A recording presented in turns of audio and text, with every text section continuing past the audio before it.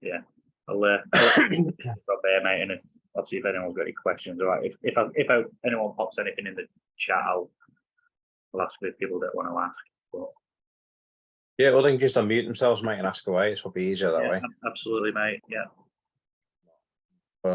So, like I said, I hadn't been watching EJ at all since I marked. I think it was back here where I'd marked a breaker structure. Oh, this is on the hourly, by the way. I'm tending to look at the hour for what I'm starting to look for now is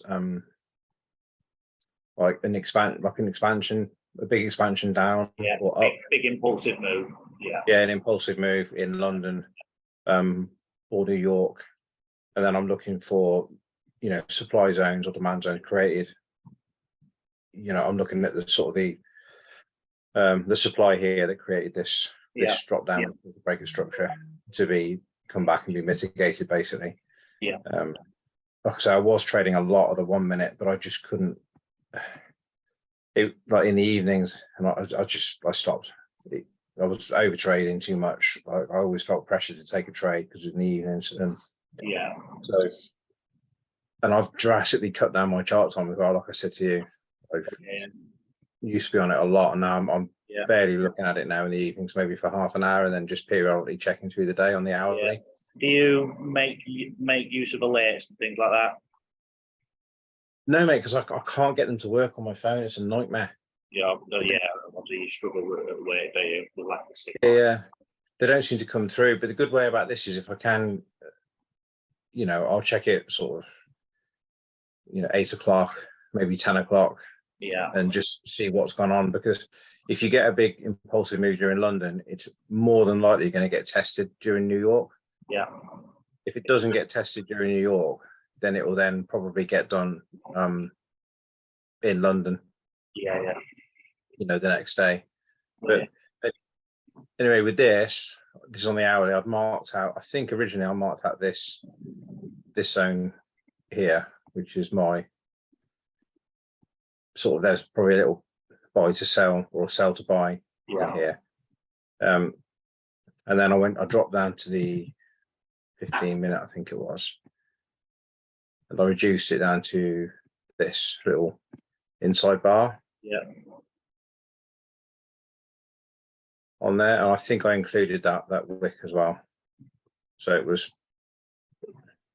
this, but you can see from this level here, price dropped down, broke structure, and then just went sideways for a bit. Didn't come back up to this area, so there was still imbalance left to be filled here. So, and then I completely forgot about EJ for a few days until I think it was last night. I was scrolling through, saw it, and I saw price was sort of down around here. So left it, didn't set a pending, and then I think I was up early this morning. Yeah, I saw this rejection here. Message, I think it was like 6, wasn't it? Yeah, I saw the rejection, and I got in. Yeah, okay, Maps. Yeah, I got in the cell here, and then with my stop on this wick, and then it messed about. It didn't come down like I wanted it to. So when it came back up, I closed it for about 18 quid profit, I think. Yeah. Like I said to you, once it came through this, I was pretty sure it was going to sell from here. Yeah. And I was watching it at the time. I think I was. What time was it? Yeah, I was at work, so I was trying to watch it while I was working, and I saw the 1, 2, 3 rejections from this area on this one. And with this candle here, I watched it forming, and it was a pretty bullish push down. Yeah. So when it came back up and closed, I got straight in. Yeah. There, I think that was my entry there, 144.804, I think it was.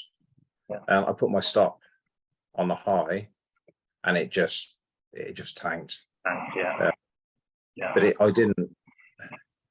Usually, I'd want to wait for confirmation. Like usually, I want it to come down, and maybe break this level, and then look for an entry back up in here somewhere. Yeah.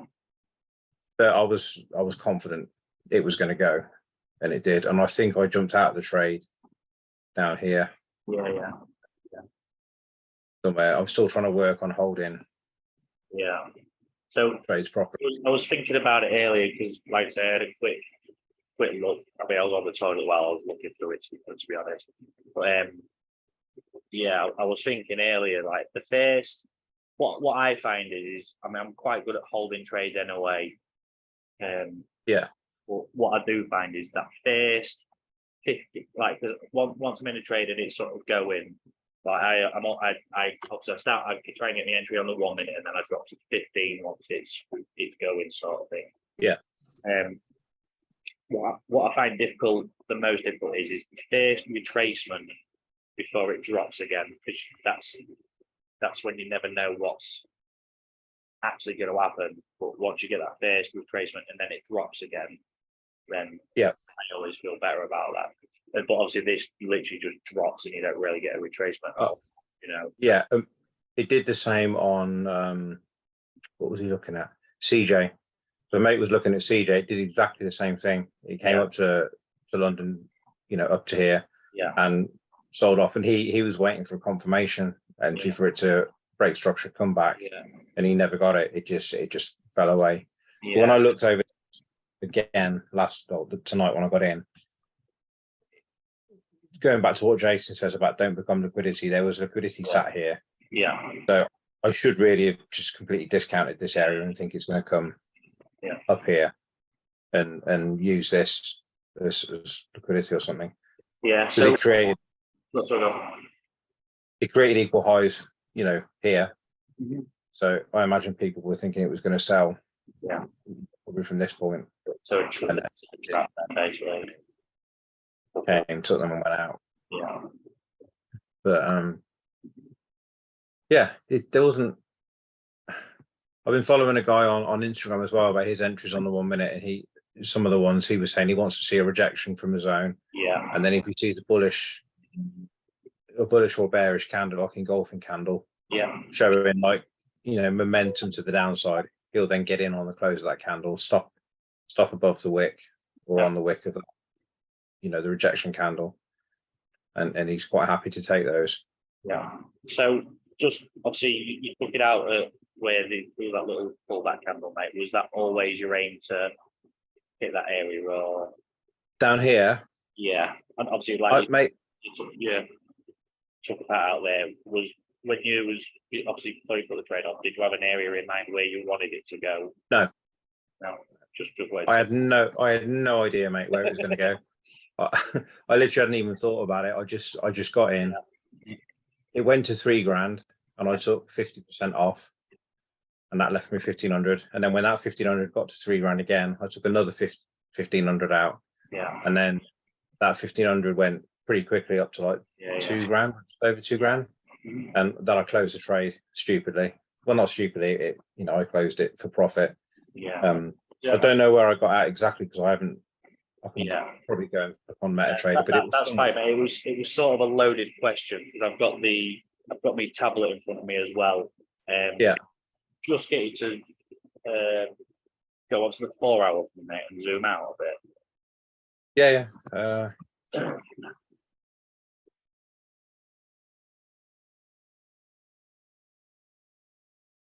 What's that drop then?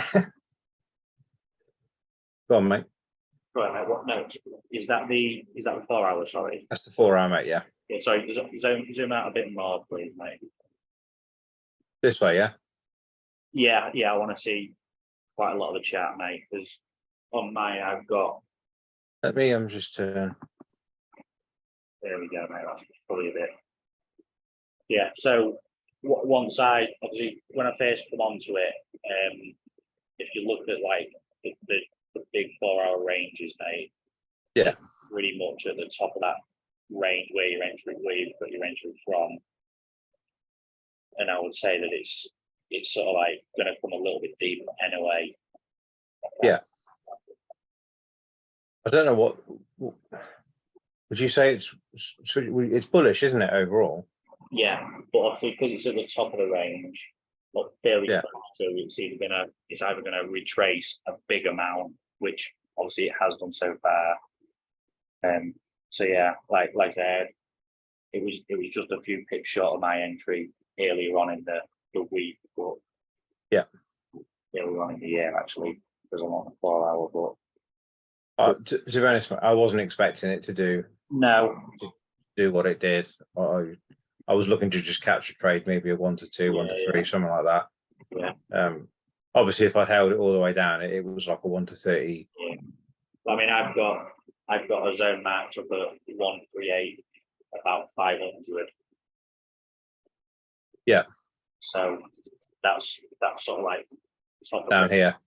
But yeah, I think that is the zone there, mate. So obviously, if I'd have got it, I'd have maybe been trying to hold it at that point. But I'm just trying to like make a point of like your higher time frame ranges, like Yeah, actually at the top, and you I to go all the way maybe, but you know, I struggle with that, mate. Honestly, like knowing where my ranges are and what what it's doing trend wise, which is why I've started to just focus on like expansion in price during London, New York, because then I can try and get a trade in that day within those, in the direction the market wants to go that day. Absolutely, mate. Yeah.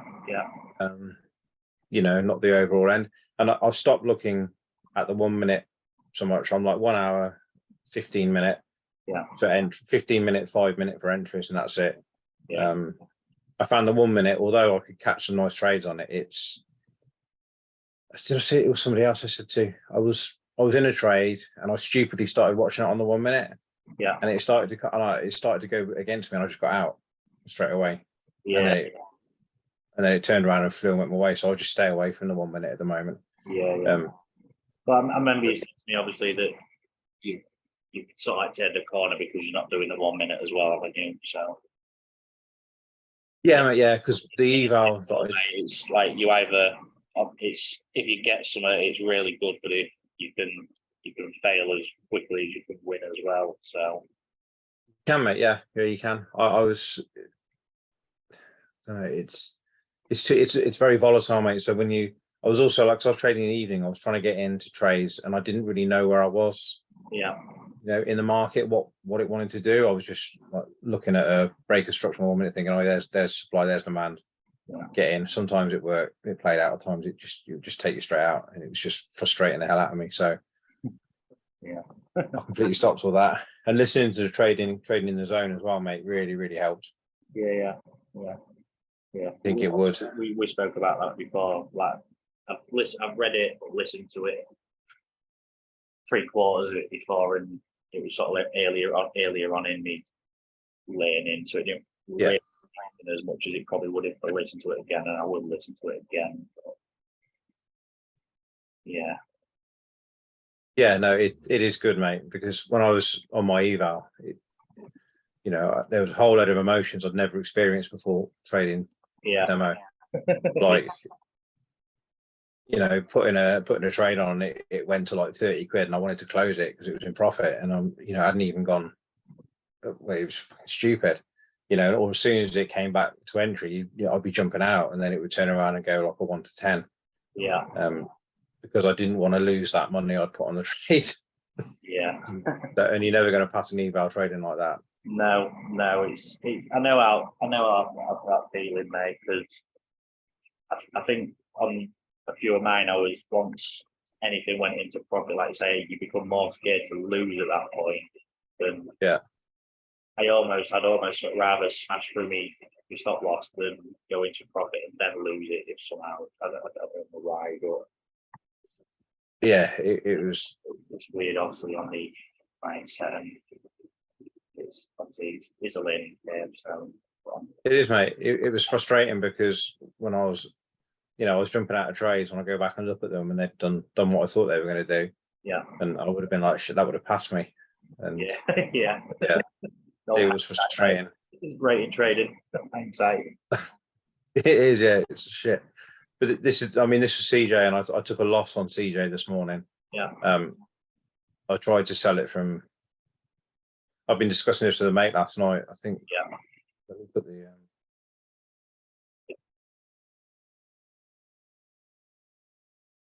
Yeah, I've been chatting with a mate last night about this Yeah. I So might just sell up before you here. go into that, mate, is it worth just showing everyone what that indicator is? Because I have no idea what it is. Oh, yeah, it's sessions by Lux Algo.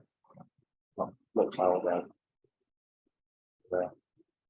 Well, obviously people can watch it back as well, and I know. Yeah, sessions by Lux Algo, and I don't personally really take any notice of session time, but it would be handy to obviously have a look, and because you're now taking into account, aren't you?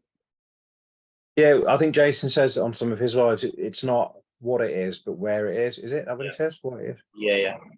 Yeah. So, you know, supply zones like at London Open or New York Open or London, you know, demand zones at London Low and all that. So it's where they are, you know, within the session, which I find helpful, knowing where I am. Yeah, You know, like I say, especially doing your daily. I don't know the right way for it, right? But obviously, you're taking it day by day, really, aren't you? yeah, exactly. Yeah, just taking it day by day. Did I miss? Yeah, I missed. I had this zone here on TJ marked, and I didn't like the stop on the 15 minutes, so I refined it, I think, down to the 5, and it literally just tapped my 15-minute entry and dropped.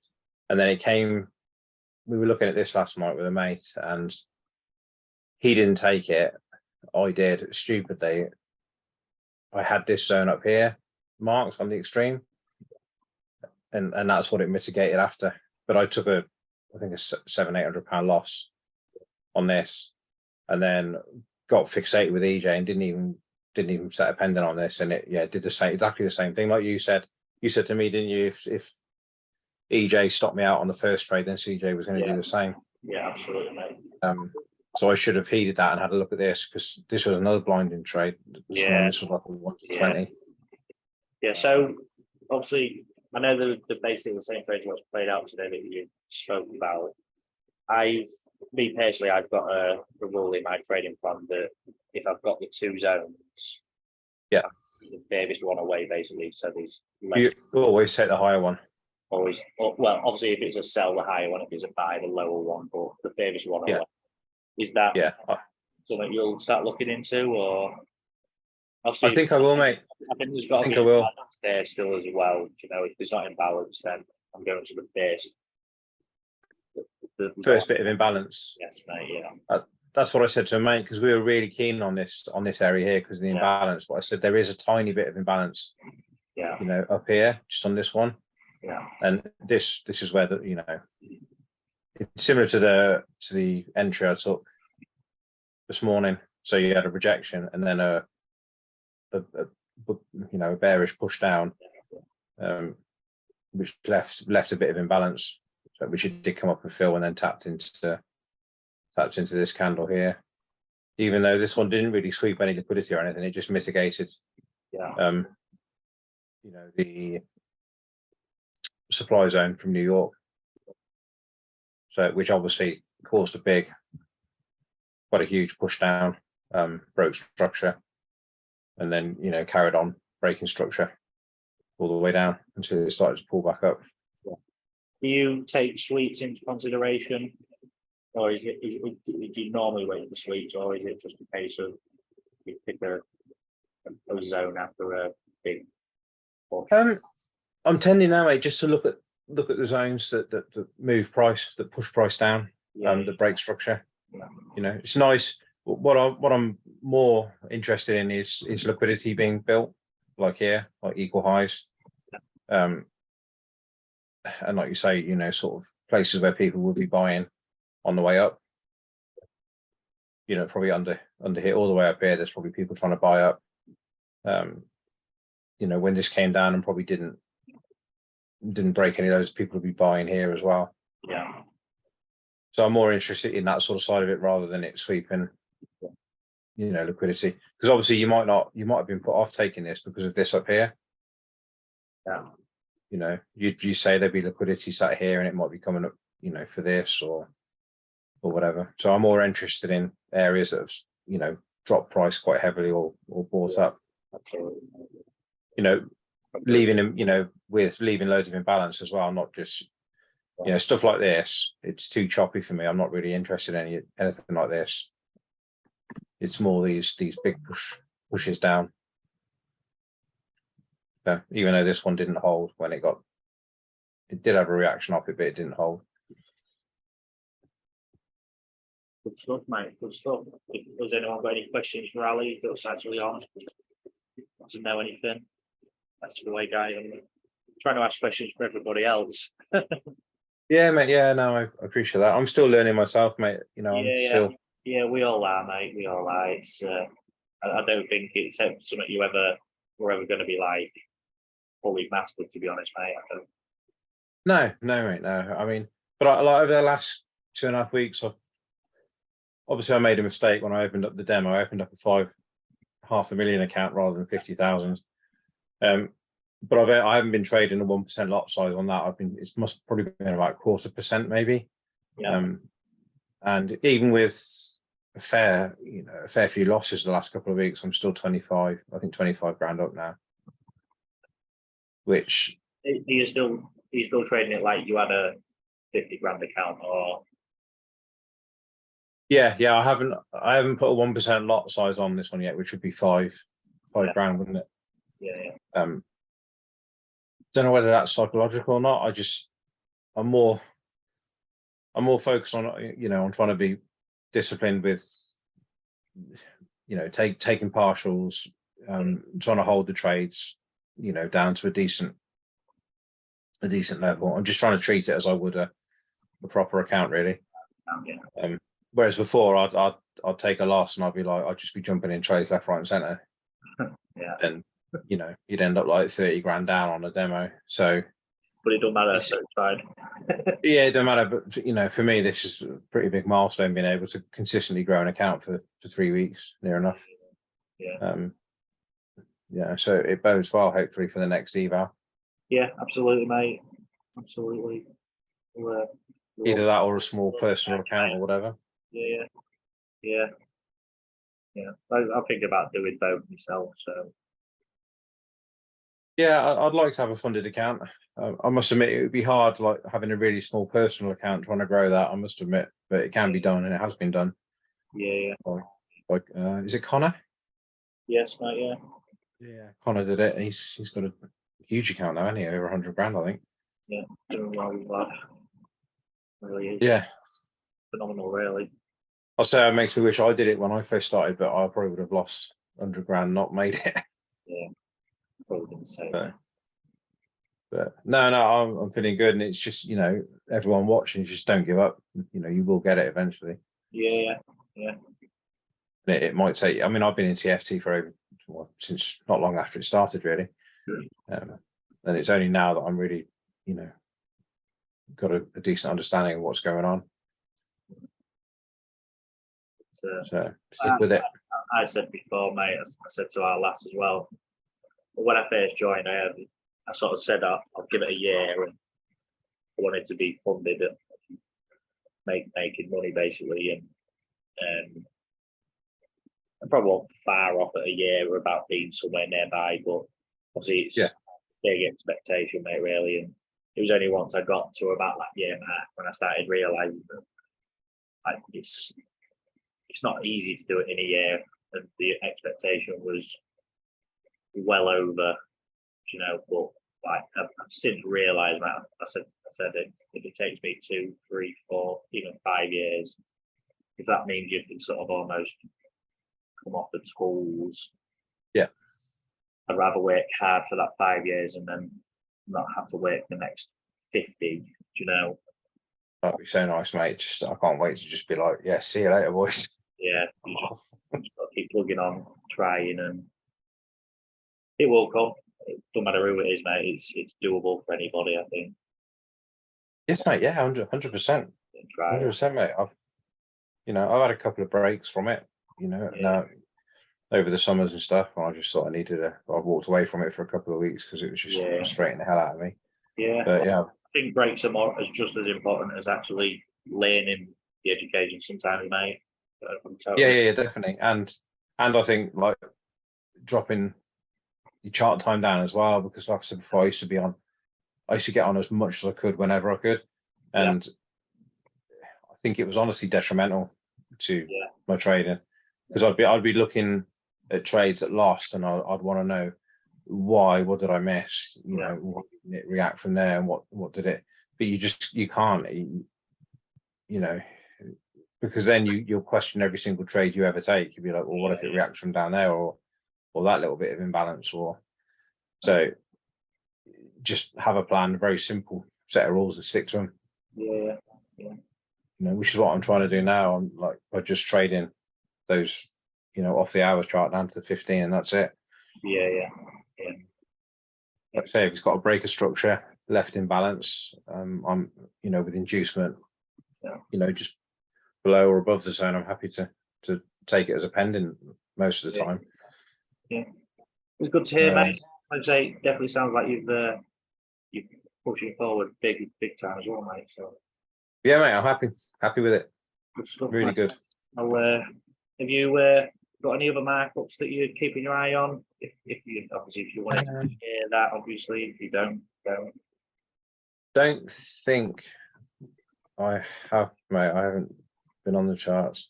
I just looked at EU where it sold down to, because I had a zone marked. Not this one. I was down in the extreme down here. Yeah. But it reacted off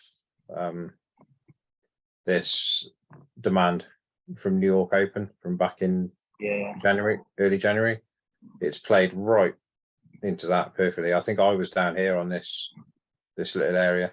Yeah. But it's it's played. Yeah. Where is it? Yeah. So I've got the same area. I've got the area where it's reacting off. Yeah. But I don't. Obviously, I use coloured boxes. Obviously, I've got a previous look into that my red box. So it's great. But are you waiting for another confirmation? Because we've had a chop on the 15-minute. Yeah. So I had an orange box confirmed and broke structure to the upside. It was the previous the previous touch into that box where you are to the left of the touch. We were speaking the other day, and it's literally just a wick just into the box. So for me, obviously, I said about I'm going to start back testing wicks into me zones, and if I need to take them out of me trading plan. There are obviously we want wicks into our entry zones, but right before that, like for my zones, I think I'm going to have to start maybe introducing. I need a body close in the zone on the 15. Okay. Because it's only something. It only clicked the other day on one trade that I think I put a trade on. I think it was Monday. It hit all my confirmations. It broke all the minute structures and all this sort of stuff, but just come back down here into the zone because I've seen it a couple of times. It's just because it was just a wick just into my box. It's then come back and smashed through my entry because it actually wanted to go lower into the zone. Yeah.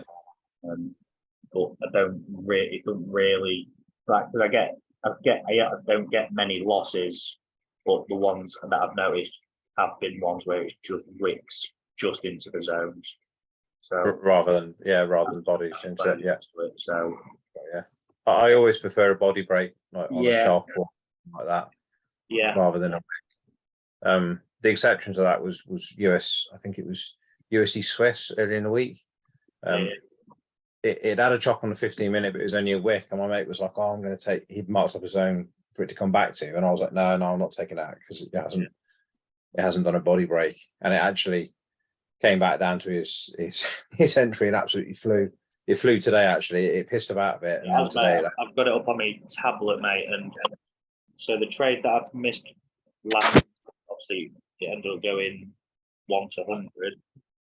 And obviously, I spoke to you and I said it literally flew into my zone.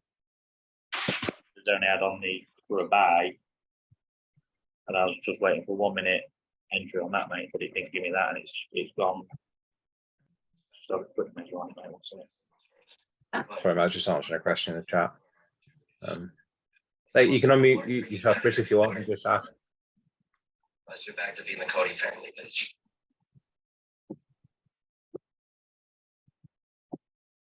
All right, I'm struggling to hear someone. And did somebody ask her?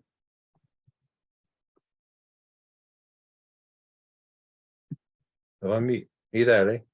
Yeah, sorry, mate. Yeah, sorry. It's all like quiet. Yeah, I when it comes to working structure, I only count bodies as structure, but I've never really considered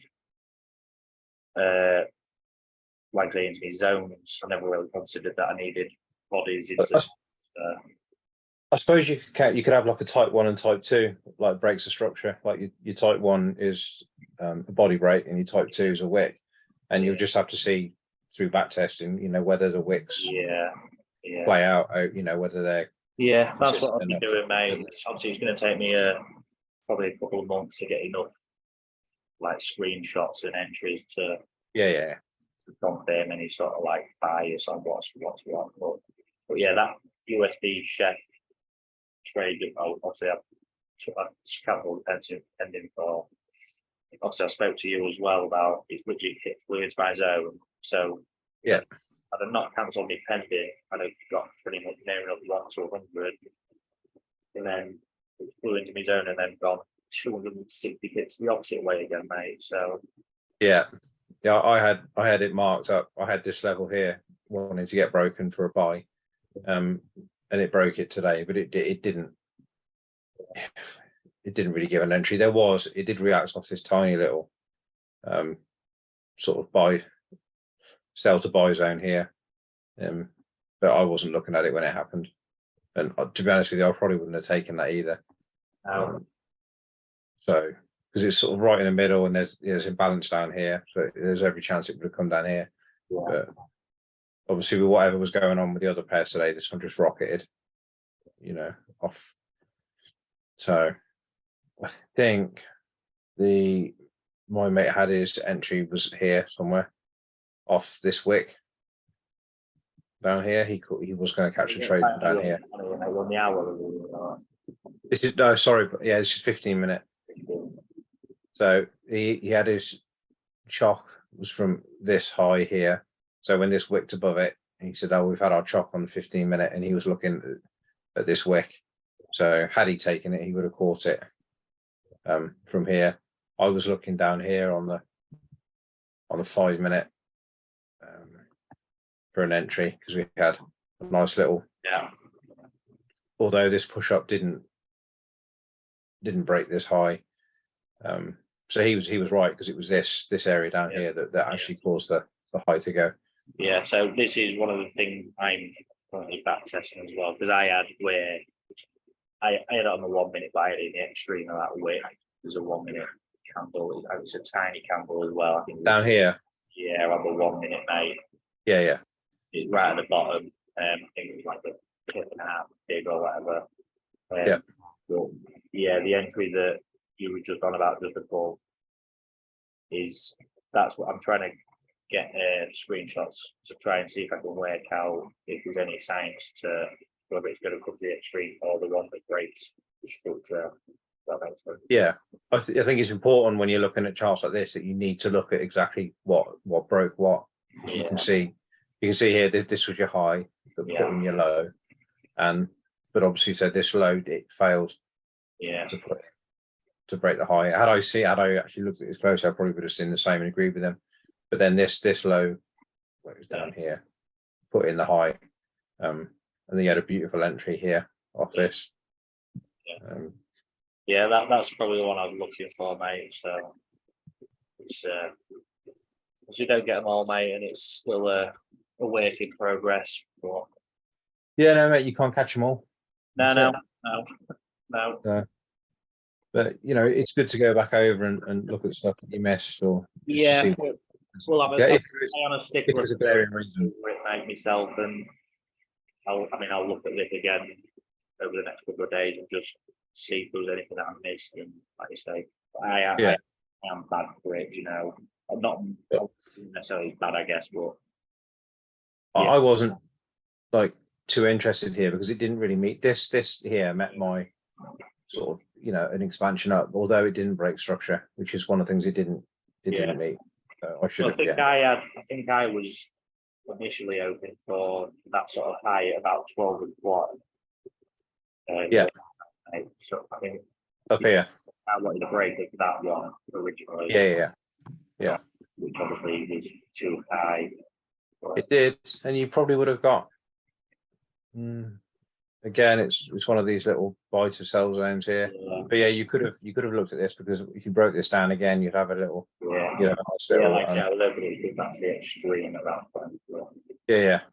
You think it'd become, you'd have a nice little demand zone in there. Yeah, I haven't lost anything, so it's no problem. But we had, I mean, USD, because I had a couple of trades on that last week. It was you know, you were saying about your trade that went 100 to something. Yes. Right. One of my trades, I got in on the 15, but I could have. This is the one I got into last week, I think. It was here, but I got in on 15. But you could have got in on the 1 minute with a 2.1 pip stop loss, and it went 150 to 1. Well, I had my actual entry, mate. I think was. I mean, it's only had it actually 100 to 1 because it was. Your entry was up here, wasn't it? Because yes, mate. So do you know that wick just to your left? I think it is. That wick there would have took me in. yeah, because I remember telling you I was in it, wasn't I? I got in it right at the top, and then it was fucking about, and it came back to my entry, and I like panicked, got out, and then we had news, because I got out because of news, and then news wouldn't have stopped me out, and then it melted away, and then I managed to get another entry in here, which I held for a bit, and then I remember telling you, I marked another entry, but I didn't take it because of news again. But news like tanked price, it never came anywhere near my entry again. Yeah. So my actual entry candle on that was 1.1 pips. So I went 3, three and a half, just to be safe. 3.5 went to 1, so 353